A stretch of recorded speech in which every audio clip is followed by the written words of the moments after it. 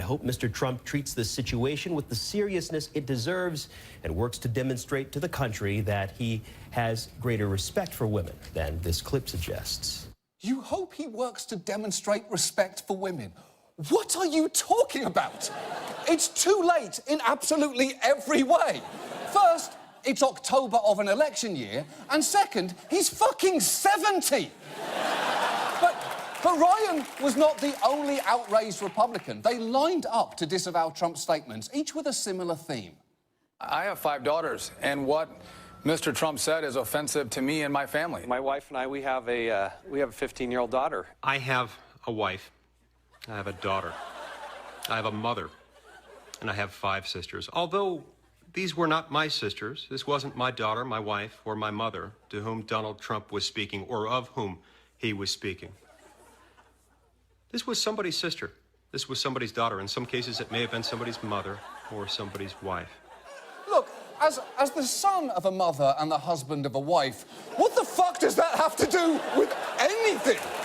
You're going through such an elaborate 6 degrees of separation exercise to arrive at someone with a Y chromosome that you can feel sorry for.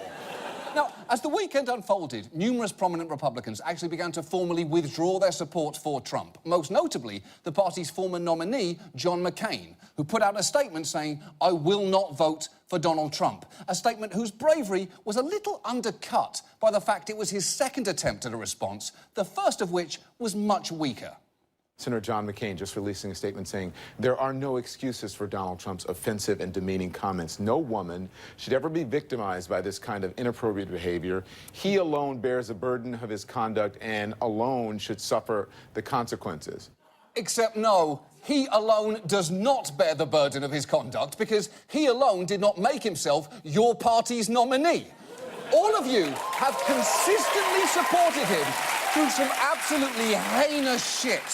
In his very first campaign speech, he called Mexicans rapists. And that was just the beginning. Because since then, he has proposed a temporary ban on Muslim immigrants, advocated for killing terrorist families, which is, by the way, a war crime, argued for waterboarding even if it doesn't obtain information because, and I quote, "they deserve it anyway." And just this week, he stood by his claims that the Central Park Five were guilty, despite the fact that DNA evidence has since exonerated them. And all of you still thought he should be president. So the only way that you get to be shocked and outraged now is if you were cryogenically frozen until Friday afternoon, and that Access Hollywood tape was the first thing you saw upon being reanimated. Anything less than that, and this is on you too.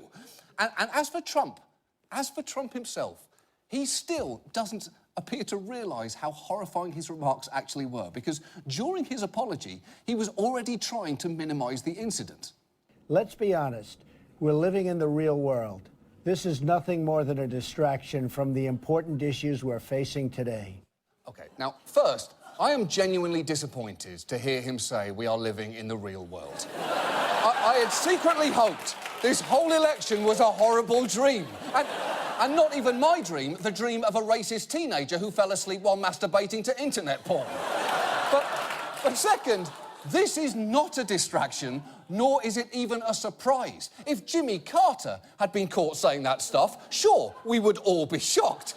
But with Trump, it's entirely in character. And while there is talk of Republicans trying to get him off the ticket, that's not going to happen. Early voting has begun, so people have already voted for him. This is happening.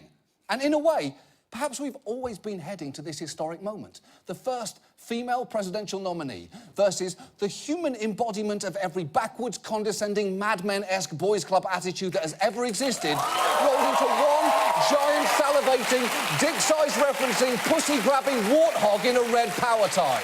And I'll put it this way. If American democracy is a computer game and Hillary is completing women's 100-year quests to get to the Oval Office, it kind of makes sense that this would be the final boss. And now,